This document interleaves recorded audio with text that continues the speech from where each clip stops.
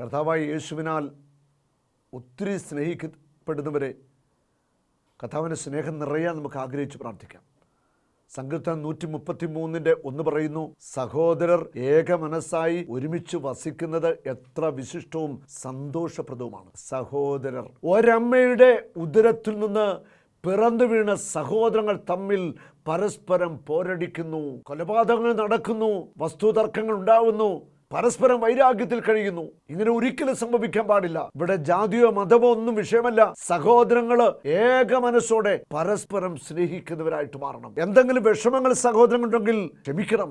നമ്മുടെ സ്വന്തം രക്തത്തിൽ പിറന്ന നമ്മുടെ പ്രിയപ്പെട്ട സഹോദരീ സഹോദരങ്ങൾക്ക് മാപ്പ് കൊടുക്കണം. അവർക്ക് വേണ്ടി പ്രാർത്ഥിക്കണം, അവരെ സ്നേഹിക്കണം.